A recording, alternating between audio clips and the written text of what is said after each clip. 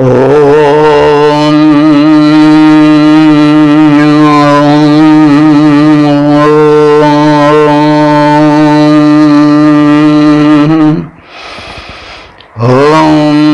विश्वानिदेव सवितर्दुरितानि परासुव यद्भद्रं तन्नयासुव। ओम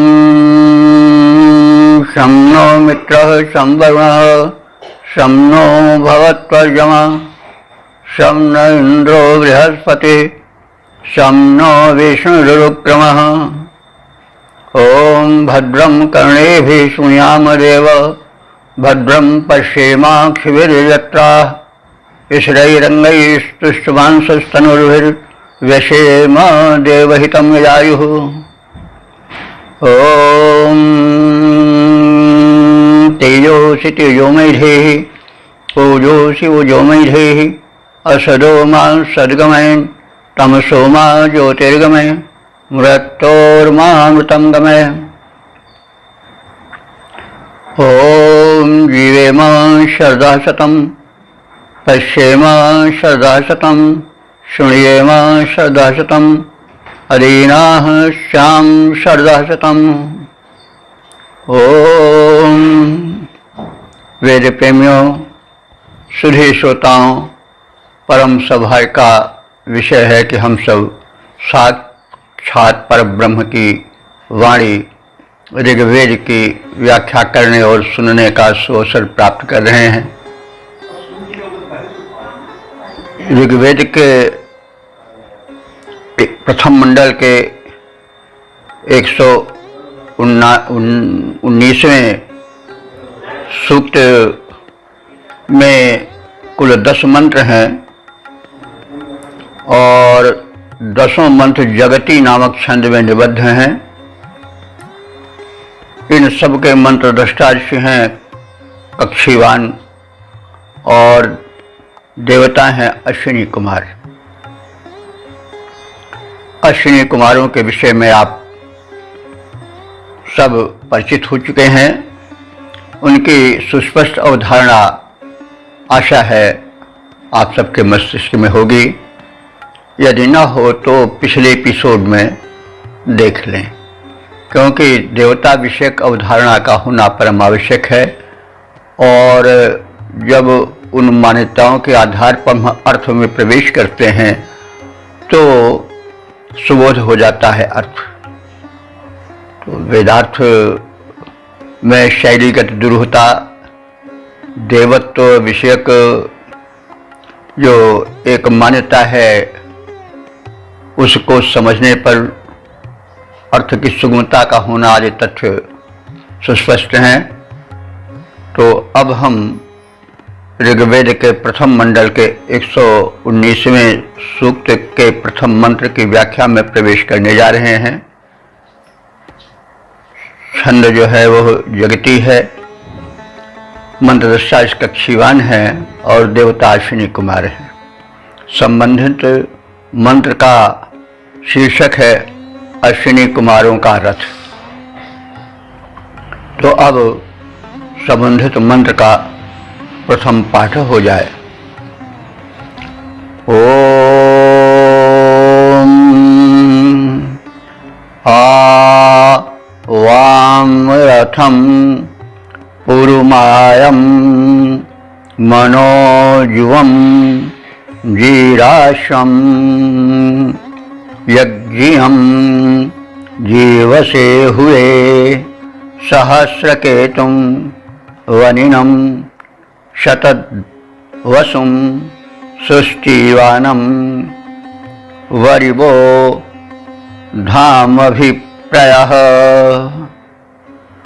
शब्दार्थ भावार्थ आदि से परिचय प्राप्त करें। हे अश्विनी कुमारों, वाम माने तुम दोनों का, युवाम पूर्व मायम, पुरमायम माने बड़ा व्यापक है। तो तुम दोनों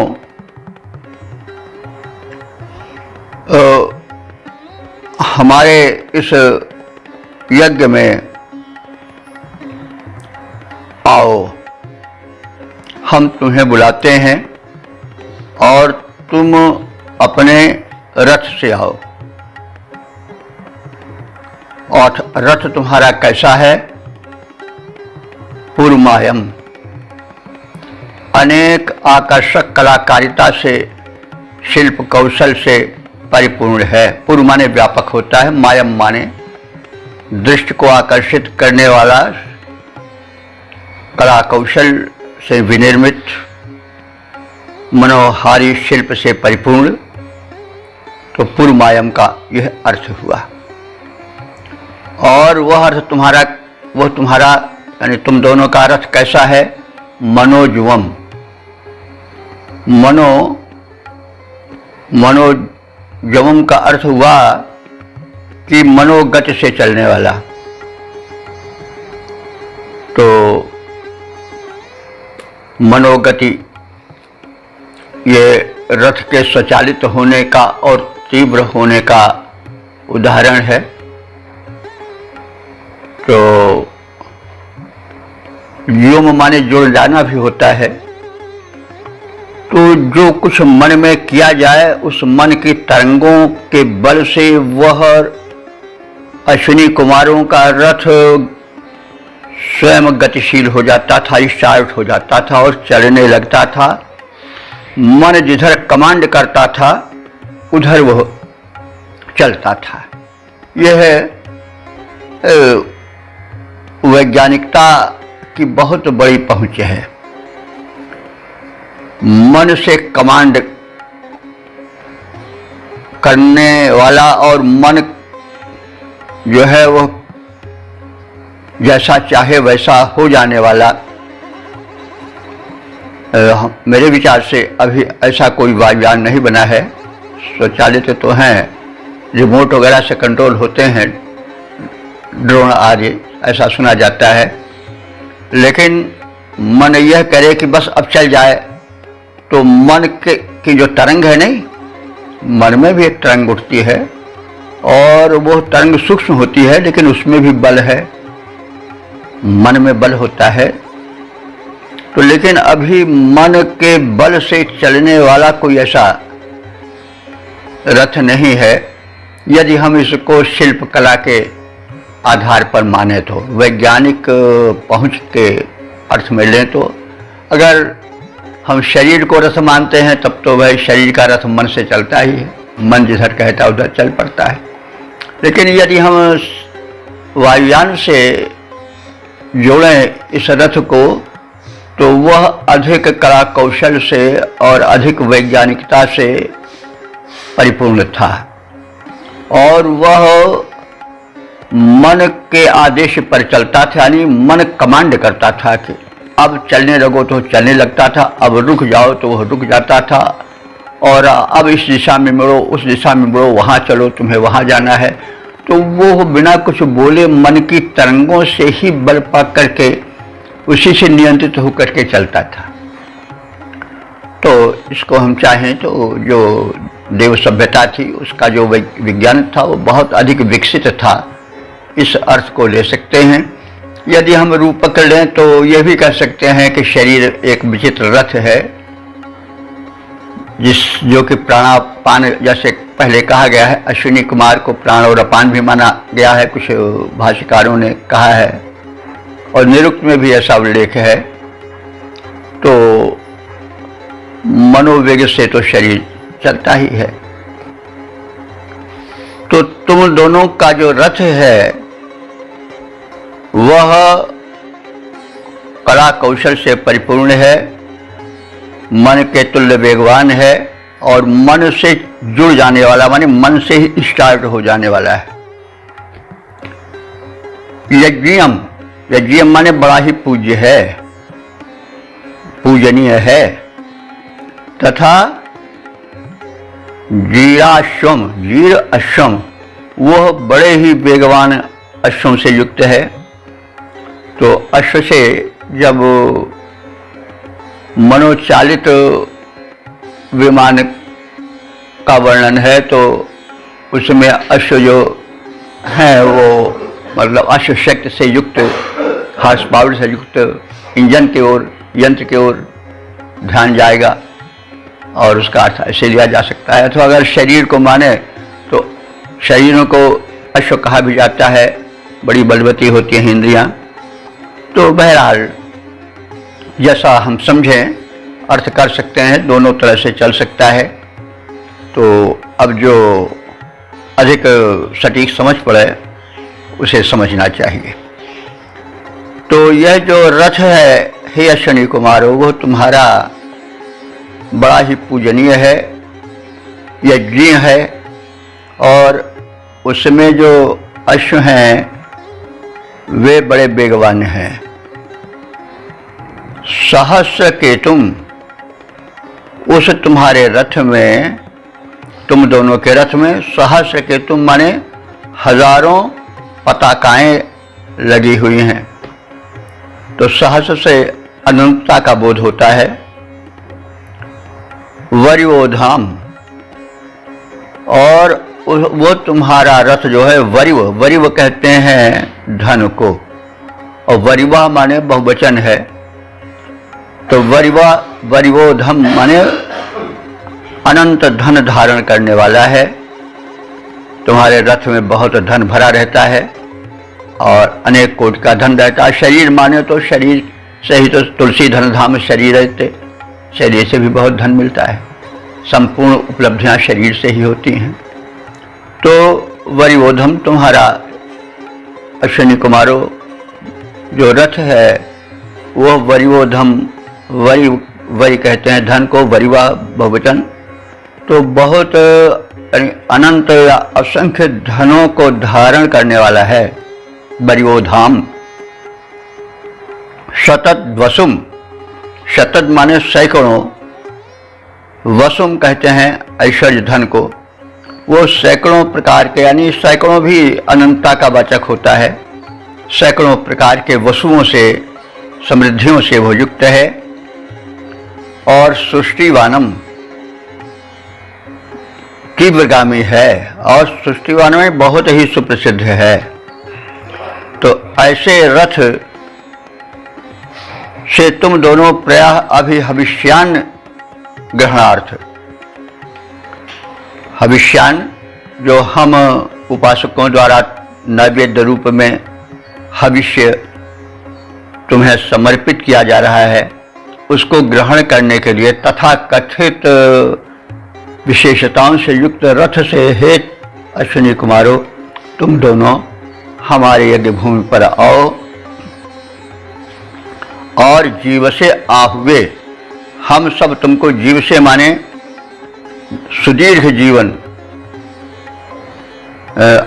एक बहुत लंबी आयु की प्राप्ति के लिए आहुए माने आवाहित करते हैं। हम तुम्हें दीर्घ जीवन के लिए आवाहित करते हैं। तो इस प्रकार से हे अश्विनी कुमारो, हम तुम्हारे रथ को हविष्यान्न ग्रहण करने के लिए बुलाते हैं। यानी हे अश्विनी कुमारो, तुम्हारा रथ आवे, रथ को बुलाते हैं मतलब तुमको बुलाते हैं रथ द्वारा। वो तुम्हारा रथ अनेक आकर्षक शिल्प से, कलाकारिता से परिपूर्ण है। वह तुम्हारा यान मन के तुल्य वेगवान है, समादरणीय है और गतिशील, परम गतिशील अश्वों से युक्त है। सहस्रों पताकाएं उसमें सुशोभित हैं। वह विपुल धन धारण करने वाला है, सैकड़ों रीति से धन को रखने में सक्षम है, तीव्रगामी है अथवा बैठने में सुखकर है। तुम्हारा ऐसा रथ आकर हमें दीर्घ जीवन प्रदान करे ताकि हम दीर्घ जीवन प्राप्त करके व्यापक रूप से शुभ कर्म करने में सक्षम हो सकें। तो अब संबंधित मंत्र के पद रूपांतरण से भी परिचय प्राप्त करें। हे अश्विनी कुमारों, तुम दोनों का रथ हवि लेकर दे जीवन दीर्घ मनाता हूँ, उसमें अनेक गुण भरे हुए, इस कारण उसे बुलाता हूँ। आकर्षक कलाकारिता के कारण अतिशय मन भावन है। वह रथ आकर्षक कलाकारिता के कारण अतिशय मन भावन है। मन के समान गतिमान अश्व हैं, जुते जो कि अति पावन हैं। ध्वज सहस्रों लहराती हैं, ध्वजाएं सहस्रों लहराती, छवि पाती हृदय लुभाती हैं। धन धारण की अद्भुत क्षमताएं उसमें देखी जाती हैं। अश्विनी कुमारों, इस रथ के प्रति मैं निज सद्भाव जताता हूँ। अश्विनी कुमारों, इस रथ के प्रति मैं सद्भाव जताता हूँ। तुम दोनों का रथ हवि लेकर दे जीवन दीर्घ मनाता हूँ, उसमें अनेक गुण भरे हुए, इस कारण उसे बुलाता हूँ। ओम। वैदिक प्रेमियों, सुधे श्रोताओं, संप्रति हम सब ऋग्वेद के प्रथम मंडल के 119वें सूक्त के दूसरे मंत्र की व्याख्या में प्रवेश करने जा रहे हैं। यह मंत्र जगती नामक छंद में निबद्ध है। मंत्र दृष्टा ऋषि हैं कक्षीवान और देवता हैं अश्विनी कुमार। संबंधित मंत्र का विषय है अश्विनी कुमारों के स्वागत में तत्परता। अब संबंधित मंत्र का प्रथम पाठ हो जाए।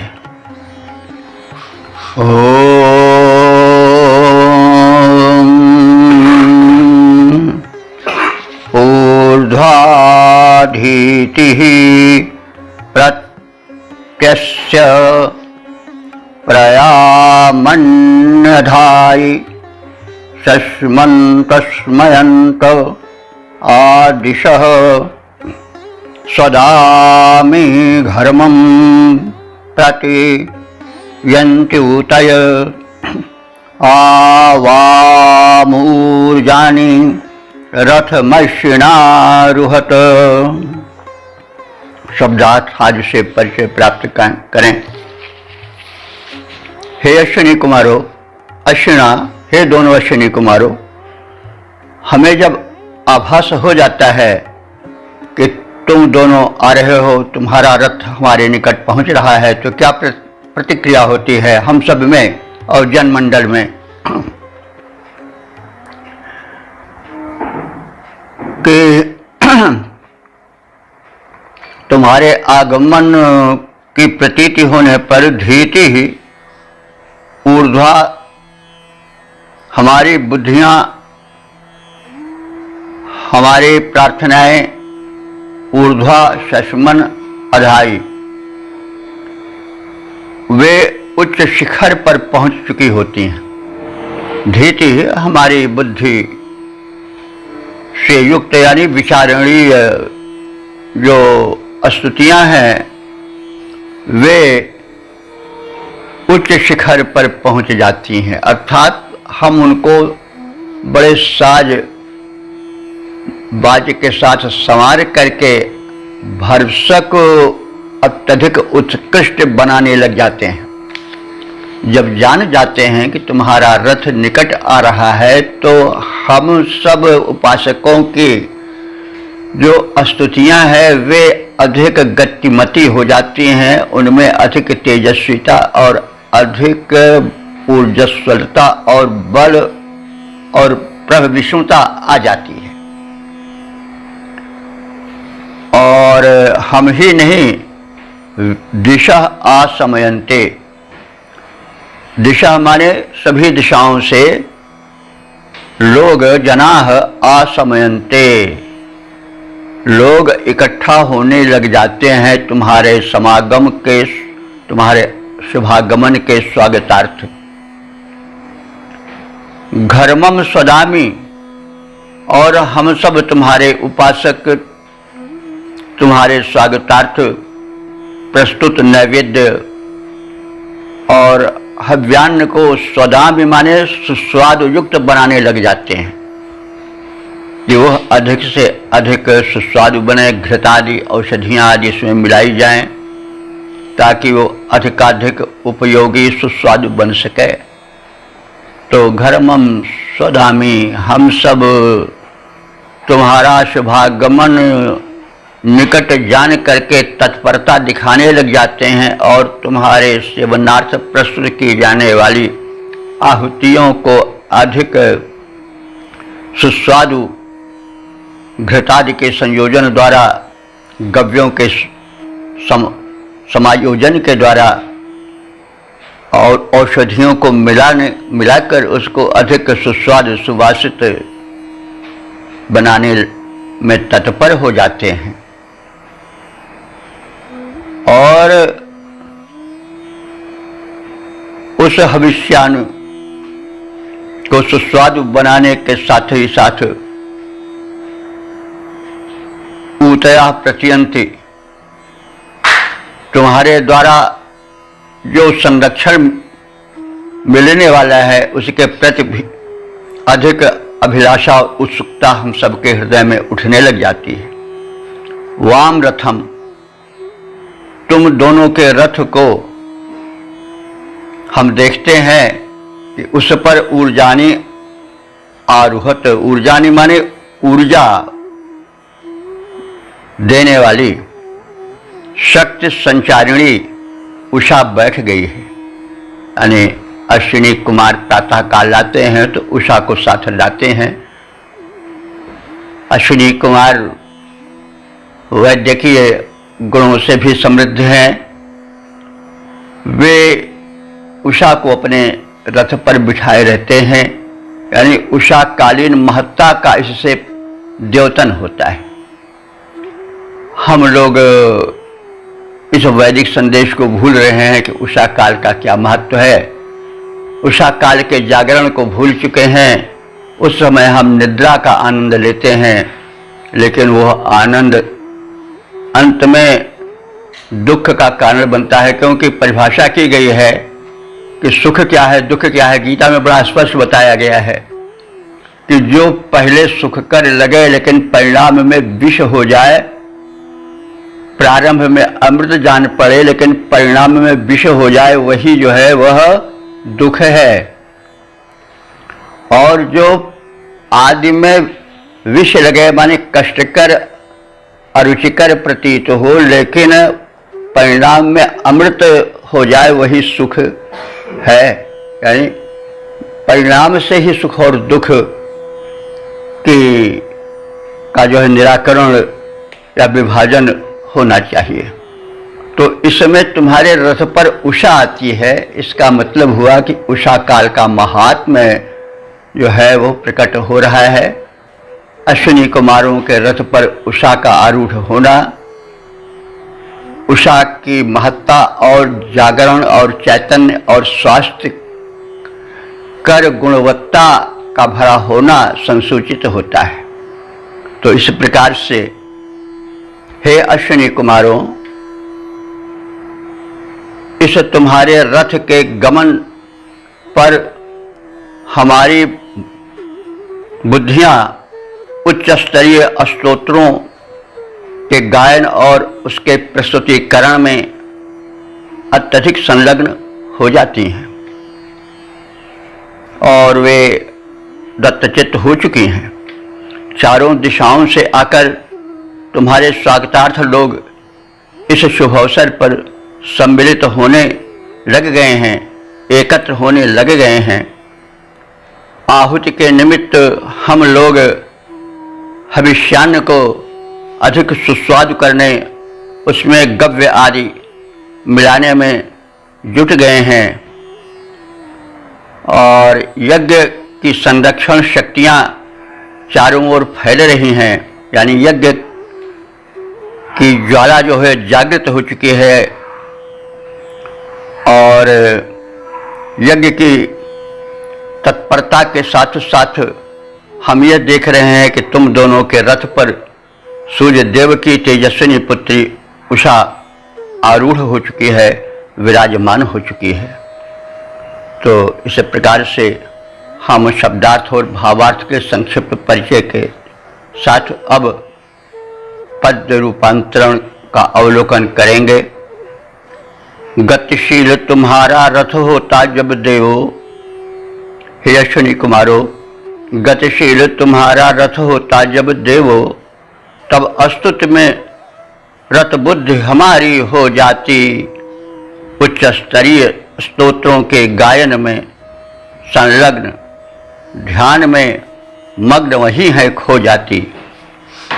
इस शुभ में लेने भाग लोग आते हैं, इस शुभ वेला में, इस शुभ में लेने भाग लोग आते हैं, एकत्र समग्र दिशाओं से हो जाते हैं। मैं हविष्यान सुस्वादु बनाने लग जाता, मैं हविष्यान सुस्वादु बनाने लगता, उसमें घृत आदिक द्रव्य मिलाने लगता। रक्षक शक्तियां प्रकट होकर फैलने लगी, नवजीवन का रस वे सर्वत्र घोलने लगी। रवि की तेजस्वी सुता उषा जो कहलाती, रवि की तेजस्वी सुता उषा जो कहलाती, तेरे रथ पर वह बैठी है शोभा पाती। ओम। वेद प्रेमियों, सुधी श्रोताओं, संप्रति हम सब ऋग्वेद के प्रथम मंडल के 119वें सूक्त के तीसरे मंत्र की व्याख्या में प्रवेश करने जा रहे हैं। यह मंत्र जगती नामक छंद में निबद्ध है। मंत्र दृष्टा जिसे कक्षीवान है और देवता हैं अश्विनी कुमार, तथा संबंधित मंत्र का विषय है युद्ध काल में अश्विनी कुमारों का व्यापक स्वागत। अब संदर्भित मंत्र का प्रथम पाठ हो जाए। ओम सं यन्मिथ पस्पृधानासो अग्मतो शुभे मखा अमिता जायो रणे युवोरः प्रवणे चेकिते रथो यदश्विना वहथः सूरिमा वरम्। शब्दार्थ आदि से परिचय प्राप्त करें। अश्विना, हे दोनों अश्विनी कुमारों, यत शुभे रणे, जब शुभ रण में, शुभ रण कौन होता है? जो जनहित में किया जाए। रण इसलिए कहा जाता है कि उसमें रणति अस्त्राण, अस्त्र शस्त्र का रणन होता है, रगड़ टकराहट होती है, इसलिए उसको रण कहा जाता है। तो प्रत्येक शब्द का कुछ न कुछ अर्थ संस्कृत में होता है, निरर्थक शब्द यहाँ नहीं प्रयुक्त होते हैं। तो रण को शुभ कहा गया है। शुभ कब रण बनता है? जब वो जनहित में किया जाता है। तो वह रक्तपात जो कि अच्छा नहीं गिरा जाता है, लेकिन जब वो जनहित में होता है तो शुभ बन जाता है। इसलिए कोई कार्य न तो बुरा है न अच्छा है, उसके पीछे छिपी हुई जो भावना होती है, नियत होती है, वही उसके शुभत्व को द्योतित करती है। तो युद्ध जहाँ रक्तपात होता है, हत्याएं होती हैं और जघन्य प्रहार होते हैं, भीषण प्रहार होते हैं, मरणादि सब, हत्यादि सब जघन्यता ही तो है। लेकिन जब वो जनहित से जुड़ जाता है, दुष्टों के संघारण से उसका संबंध हो जाता है, तो वो शुभ हो जाता है, कल्याणकारी हो जाता है। तो इसलिए यहाँ पर हमें रण को शुभ क्यों कहा गया, ये जान लेना आवश्यक है। तो यत शुभे रणे, जब जनहित में होने वाले कल्याणकारी युद्ध में अमिता जायवः, अमित माने जिसकी संख्या न हो, मित सीमा न हो, यानी अमित हो, अत्यंत हो, अत्यधिक हो। तो जब असंख्य जयेच्छुक जायवह माने वही जयेच्छुक जन, जब अमित जायवह अमित विजयेच्छु लोग, मखाह यज्ञ परायण जन।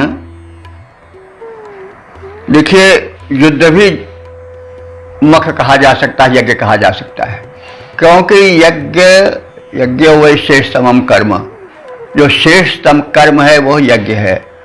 तो जब जनहित में युद्ध होता है तो भी श्रेष्ठतम कर्म है, उसको भी हम यज्ञ कह सकते हैं।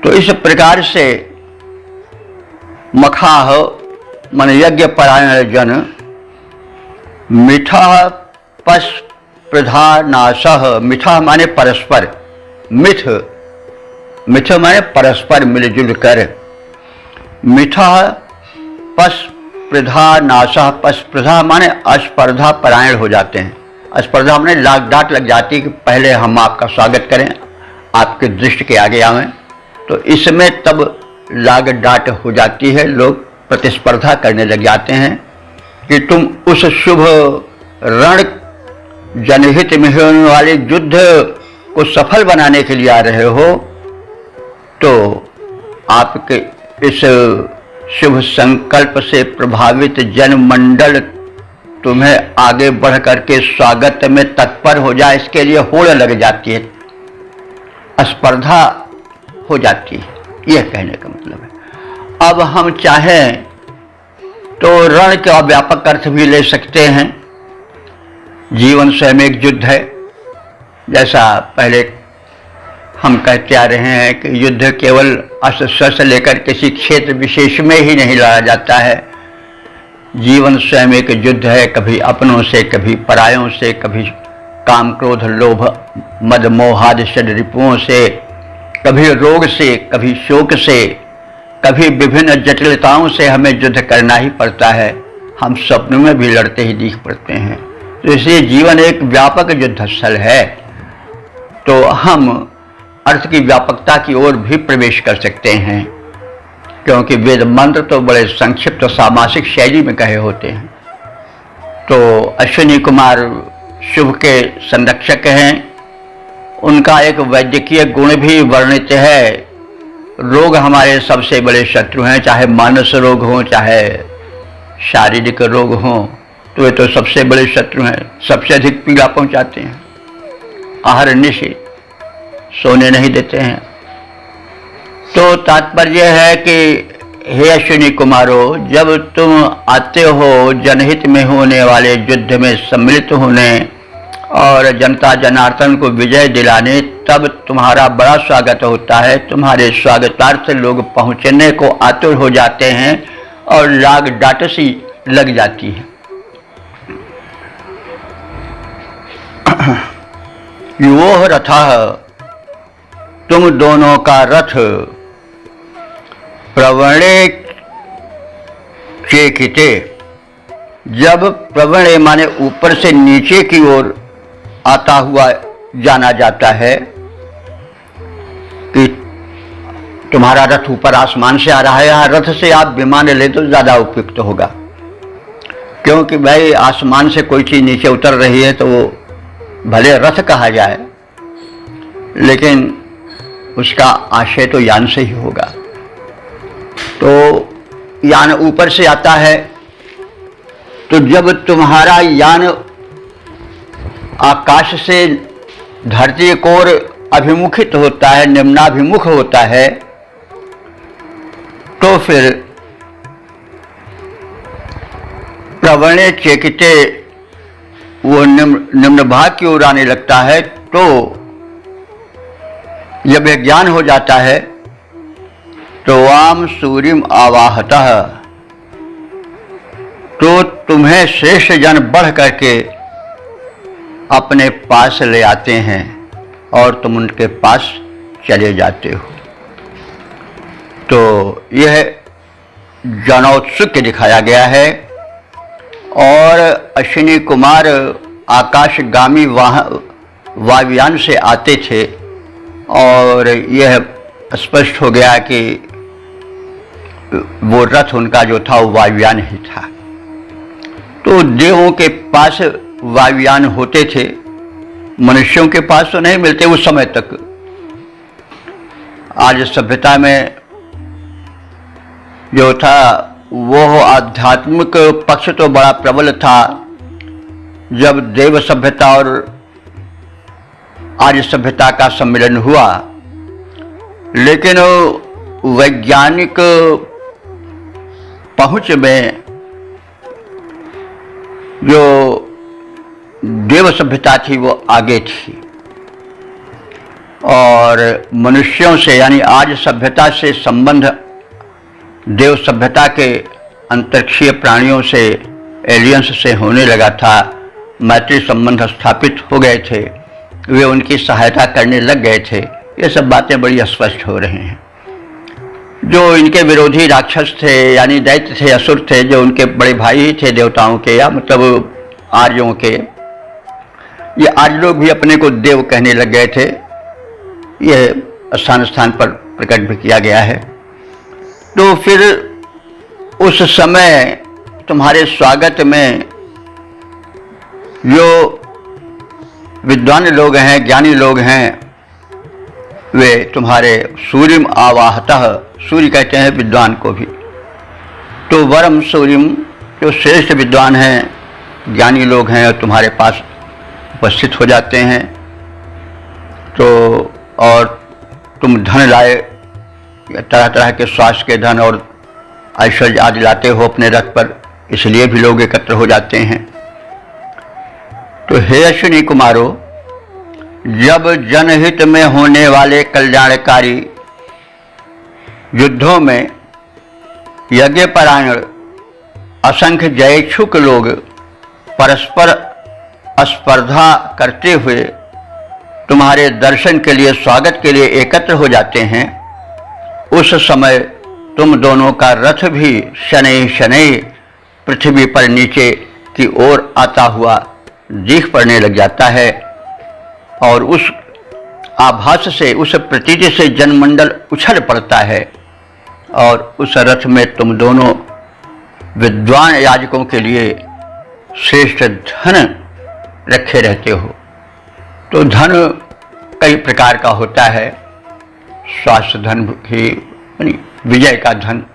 तो धन से मतलब आप व्यापक अर्थ में लें, केवल मुद्रा से ही लें न लें, क्योंकि धन वह है जो धन्य कर दे।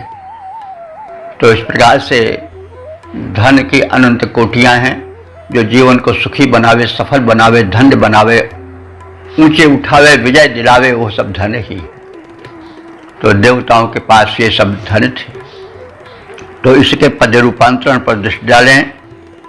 जनहित में जब मिलकर के युद्ध किए जाते, तब यज्ञ परायण बहुसंख्यक जन जुट जाते। जनहित में जब मिल करके युद्ध किए जाते, तब यज्ञ परायण बहुसंख्यक जन जुट जाते। बहुवीर जयेच्छुक युद्ध लालसा उर्धारे, स्पर्धा रत होकर भरते जब हुंकारें। अश्विनी कुमारो तुम हर्षित हो जाते, धन धान्य प्रचुर अपने रथ में हो भर लाते। भूतल की ओर उतरते हो देखे जाते, भूतल की ओर उतरते हो देखे जाते। अपने उपासकों को धन देकर सुख पाते। ओम वेद प्रेमियों, सुधी श्रोताओं, संप्रति हम सब ऋग्वेद के प्रथम मंडल के 119वें सूक्त के चौथे मंत्र की व्याख्या में प्रवेश करने जा रहे हैं। यह मंत्र जगती नामक छंद में निबद्ध है। मंत्र दृष्टाशी हैं कक्षीवान और देवता हैं अश्विनी कुमार। संबंधित मंत्र का विषय है तुग्र पुत्र राजकुमार भुज्यु तथा नृपति देवोदास के उद्धार का कथन। अब संबंधित भाव को भरे हुए मंत्र का प्रथम पाठ हो जाए।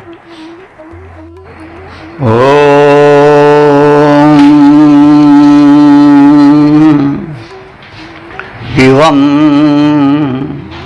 भुज्युं भूरमाणं विभिर्गतं स्वयुक्तिभिर्निर्वहन्ता पितृभ्य आव्याशिष्टं वृषणा विजयन्यम दियोदासाय मही चेति वामवः। शब्दार्थ भावार्थ से परिचय प्राप्त करें तो इस मंत्र में जो भुज के उद्धार का वर्णन है और जो बहुचर्चित है, लगभग अश्विनी कुमार संबंधी सभी सूक्तों में इसकी चर्चा होती है। बड़ा भारी कार्य था और आर्य नृपतियों के विपदग्रस्त क्षणों में बड़ा महत्वपूर्ण योगदान था उद्धार का अश्विनी कुमारों का। इसको आर्य लोग भूल नहीं रहे थे, इसलिए पुनः पुनः उसकी चर्चा करते हैं। और तो एक तो भुज का जो कि राजा तुग्र का पुत्र था, समुद्र में डूबते हुए उसकी चर्चा है। और दूसरे एक दिवोदास नाम के राजा से थे, बहुत बड़े वैदिक युगी नृपति थे। असुरों से उन्हें बहुत लोहा लेना पड़ा था। तो इन दोनों संदर्भों में अश्विनी कुमारों ने बड़ी सहायता की थी और उसी की चर्चा है इस मंत्र में। वृषणा माने बलवान, द्विवचन है वृषण का। और वृषण कहते हैं मनोरथों के वर्षक को भी, यानी मनोरथों को पर्याप्त मात्रा में प्रदान करने वाले को। तो हे मनोरथों को पर्याप्त मात्रा में प्रदान करने वाले और बलवान अश्विनी कुमारों, युवम माने तुम दोनों, स्वयुक्ति भी अपनी निजी युक्तियों द्वारा, विभि, वि कहते हैं पक्षी को, और विभि माने पक्षियों की भांति उड़ने वाले तीव्रगामी यानों से, भुरमाणम गतम माने बड़े व्यथित और भरभराए हुए भ्रांत भरे अवस्था में विद्यमान, भुज्युम माने भुज को, भुज के विषय में पहले भी कहा जा चुका है। ये तुर्ग नरेश थे, इनके पिता का नाम तुग्र था, उन्हीं के भुज पुत्र थे। और इनके पिता ने इन्हें आदेश दिया था कि तुम ससैन्य जाओ और समुद्र में प्रवेश करो और वहाँ के द्वीपों पर अधिकार जमाओ। तो इन्होंने पितादेश से मानकर ससैन्य अगाध समुद्र में प्रवेश किया, किंतु विजय प्राप्त करने के उपरांत जब लौटने लगे तो कोई ऐसी बाधा आ गई, सुनामी आ गई होगी या लहरें बड़ी उठ गई होंगी, तूफान आ गया होगा और इनका बेड़ा टूट गया और उसमें सब डूबने लगे। ऐसे समय में जब अश्विनी कुमारों का स्मरण किया गया तो बड़े तीव्रगामी यान से वे आए और उसके बाद समुद्र में प्रवेश किए जलयान द्वारा। आदि वृत्तांत पहले भी कहे जा चुके हैं और इस अर्थ को समझने के लिए उनका स्मरण आवश्यक है। तो तुमने क्या किया कि जो भरभरा गया था, बिल्कुल व्यथित हो गया था, और भुरमाणम गतम माने बिल्कुल अचेतावस्था को प्राप्त हो गया था, ऐसे तुग्र नरेश के पुत्र भज्य को, जो उनका पुत्र था, उसको उबारा, समुद्र से बचाया, अथाह जल से निकालकर बाहर किया। और पितृभ्य निवहंता, और उसके पिता तुर्ग नरेश के निवहंता माने आवास तक तुमने सकुशल पहुंचा दिया। विजयन्यम वर्ति आया सिस्टम, वही उस विजयन्य माने दूरवर्ती, वर्ती माने भवन तक, आया सिस्टम माने तुमने पहुंचा दिया। वाम अवह, तुम दोनों का संरक्षण, अव कहते हैं संरक्षण को, वाम माने तुम दोनों अश्विनी कुमारों का संरक्षण बड़ा ही व्यापक है। दिवोदासाय, दिवोदास नामक नरेश की भी तुमने रक्षा की थी, सहायता की थी। और वह सहायता महि चेति माने, महि माने व्यापक, बड़ा ही महत्वपूर्ण था और बड़ा ही बहुचर्चित, व्यापक रूप से चारों ओर चर्चित हुआ, वो बड़ा महत्वपूर्ण था। तो इस प्रकार से जो तुम्हारी यह दो कृत्य हैं, पहला तो उग्रपुत्र भुज का उद्धार और सकुशल उसको उसके पिता के घर तक पहुंचाने का कार्य, और दूसरा वैदिक युग के प्रतापी नरेश दियोदास जो कि निरंतर असुरों से संघर्ष में रत थे, उनको समय समय पर सहयोग देकर उनका संरक्षण करना आदि। ये जो तुम्हारे दो कार्य थे वो बड़े महत्वपूर्ण थे, उसको हम भूल नहीं रहे हैं और तुम्हारे प्रार्थना के क्रम में उनकी चर्चा करना हम अपना कर्तव्य समझते हैं।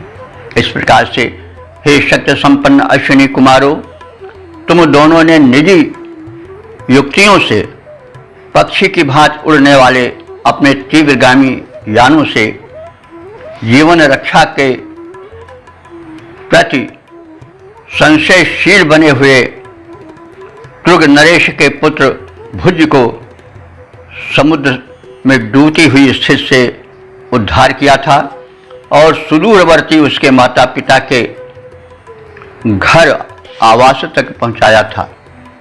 इसी प्रकार राजा दिवोदास को भी तुमने संरक्षण प्रदान किया था, सुरक्षा की थी। वो भी बड़ा ही महत्वपूर्ण कार्य था जिसे हम लोग भूल नहीं सकते हैं। तो अब हम इसके पद रूपांतरण पर ध्यान दें। भुज प्राण संकट स्थिति में पड़ा हुआ था बेचारा, भुज प्राण संकट स्थिति में पड़ा हुआ था बेचारा, उसे उबारा खगजों निज उड़ने वाले यानों द्वारा। फिर दूरस्थ पिता के घर में पहुंचा अति उपकार किया, दिवोदास की भी रक्षा कर इसी भांति उद्धार किया। हे अश्विनी कुमारों, तुमने दुखियों को है दिया सहारा, हे अश्विनी कुमारों, तुमने दुखियों को है दिया सहारा। भुज प्राण संकट स्थिति में पड़ा हुआ था बेचारा, उसे उबारा खगजों निज उड़ने वाले यानों द्वारा। ओम वेद प्रेमियों, सुधे श्रोताओं, संप्रति हम सब ऋग्वेद के प्रथम मंडल के 179वें सूक्त के 5वें मंत्र की व्याख्या में प्रवेश करने जा रहे हैं। यह मंत्र जगती नामक छंद में निबद्ध है। मंत्र दृष्टा कक्षीवान हैं और देवता हैं अश्विनी कुमार। संबंधित मंत्र का विषय है रथ प्रतियोगिता में विजयी अश्विनी कुमार को उषा ने पति रूप में स्वीकार किया।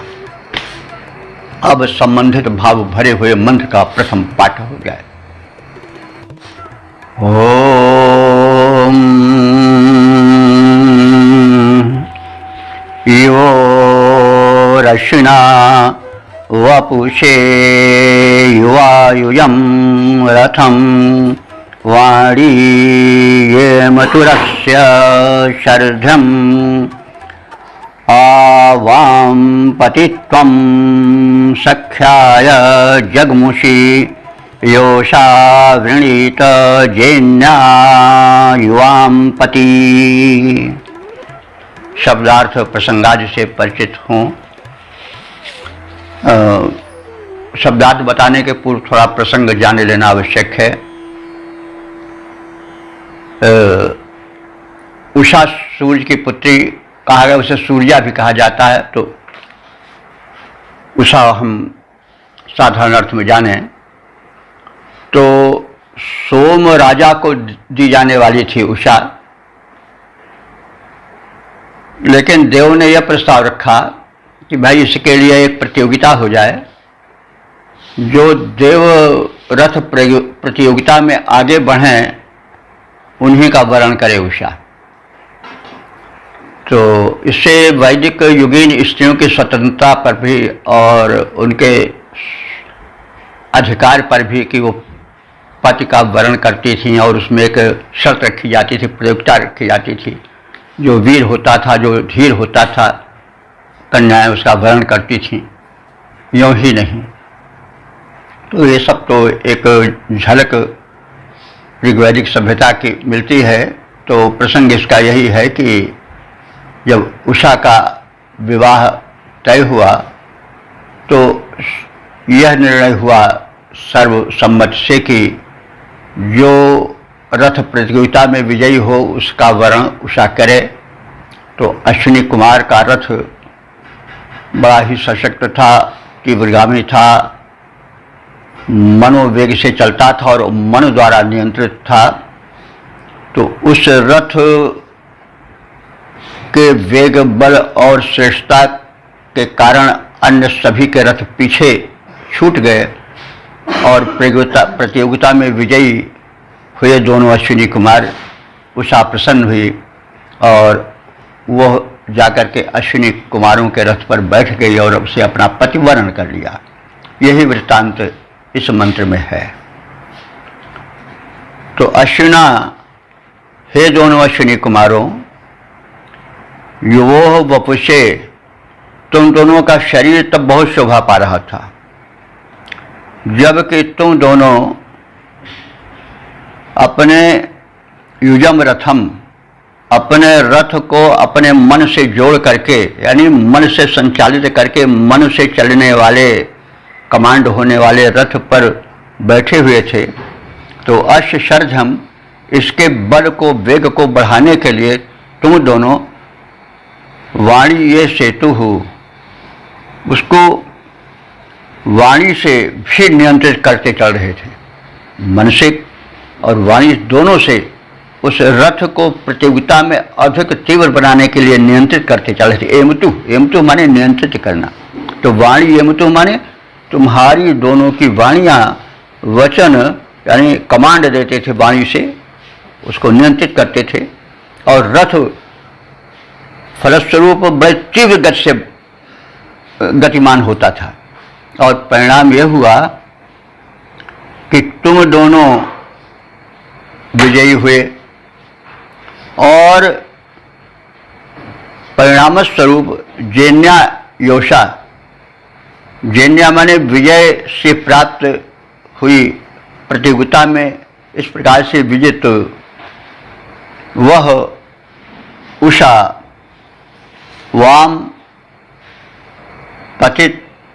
पतित्वम आ, तुम्हारे पतित्व को स्वीकार करने के लिए हर्षपूर्वक आ गई और युवाम पति आविणोत, और तुम दोनों को अपना पति चुन लिया, तुम्हारे रथ पर बैठ गई। तो हे अश्विनी कुमारों, तुम दोनों रथ को स्वयं चला रहे थे और उस समय तुम सबका शरीर, मुखमंडल अतीव द्युतिमान हो रहा था, शोभायमान हो रहा था, तुम में उत्साह भरा था, वेग भरा था, उसका प्रतिबिंब तुम्हारे मुखमंडल पर पड़ रहा था, अतीव शोभित हो रहा था। तो रथ पर आसीन तुम दोनों अतीव शोभित हो रहे थे और वाणी द्वारा संकेतित यानी कमांड किए जाने वाले उस रथ पर तुम बड़े वेग से उड़े जा रहे थे और प्रतियोगिता में विजयी तुम दोनों के मिलनोत्सुक हुई सूर्य की पुत्री उषा या सूर्या तुम्हारे पराक्रम से तुम्हारे अधीन हो गई, तुम्हारी प्रियतमा बन गई और तुम दोनों को पति रूप में चाहने लगी और आकर तुम्हें वर्ण करते हुए तुम्हारे रथ पर आरूढ़ हो गई। पद रूपांतरण देखें। निज रथ को स्वयं चलाते तुम दोनों अति शोभा पाते थे। उस प्रतिद्वंदिता में, रथ की प्रतियोगिता में निज रथ को स्वयं चलाते, हे अश्विनी कुमारों, निज रथ को स्वयं चलाते तुम दोनों अति शोभा पाते थे।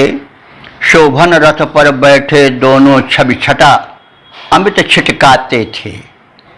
वाणी द्वारा संकेतित रथ इच्छित गति भरता जाता था। वाणी द्वारा संकेतित रथ इच्छित गति भरता जाता था। गंतव्य स्थल की ओर निरंतर आगे बढ़ता जाता था। इसलिए सूर्य की सुता उषा ने, इसलिए सूर्य की सुता उषा ने विजयी तुमको मान लिया। संपूर्ण सुरों को छोड़ तुम्हारा ही बढ़ करके वरण किया। अश्विनी कुमारों तुम दोनों निज विजय ध्वजा फहराते थे। उस समय अश्विनी कुमारों तुम दोनों निज विजय ध्वजा फहराते थे। निज रथ को स्वयं चलाते तुम दोनों अति शोभा पाते थे। शोभन रथ पर बैठे दोनों छवि छटा अमित छिटकाते थे। ओम।